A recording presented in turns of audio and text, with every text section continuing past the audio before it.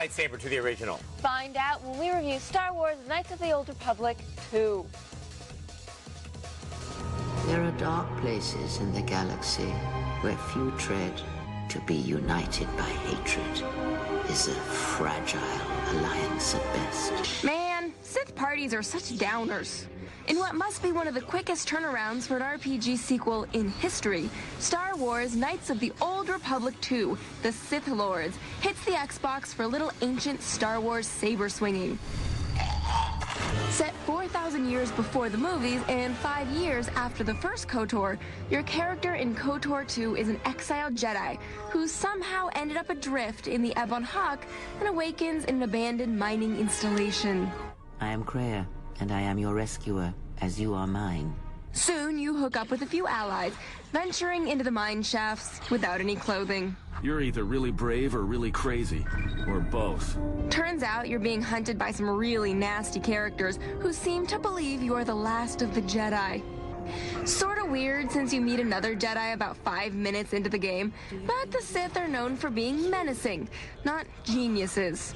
Your quest to discover just who and what you are will span multiple worlds and involve numerous characters, both Force users and more regular fighter types. Yeah, and I'm also good at running and drinking, Your Majesty. The story is exceptionally well written and is a darker and more nuanced tale than KOTOR 1. Moral gray areas abound, and often you can't be entirely sure whose side people are on. There are techniques within the Force against which there is no defense. As in the first game, your choices of words and actions will shift your character to the light or dark side.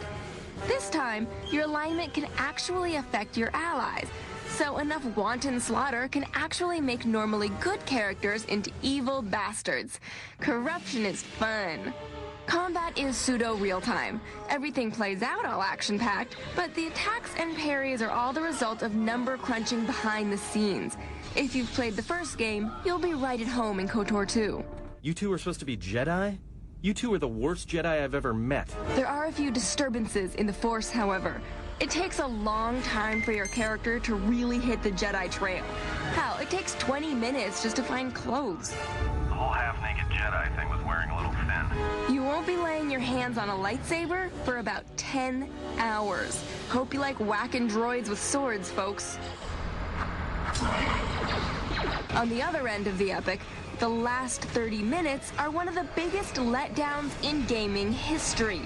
We won't spoil it for you, but just don't expect much closure.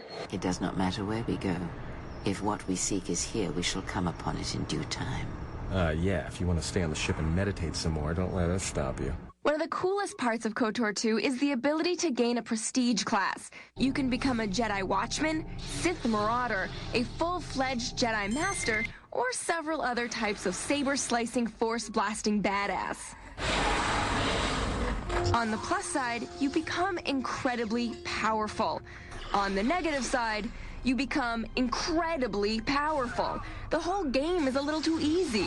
Enemies in the final areas drop like flies before your whirling blades. Jeez, you guys can't take a hit. Even Sith Lords aren't a challenge. The evil threat to all life, ladies and gentlemen.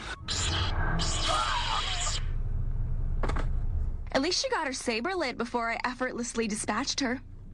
These flaws drag the game down to a less than stellar level. It's also full of weird but amusing glitches. Groove on with the coup d'etat. Yeah, I hit the problems pretty hard, but I always hit because I love. Knights of the Old Republic 2 is one of the best RPGs of the year, and it may even make you think about the Force in a way you never considered before. It just isn't quite as awesome as its predecessor. A 4 out of 5.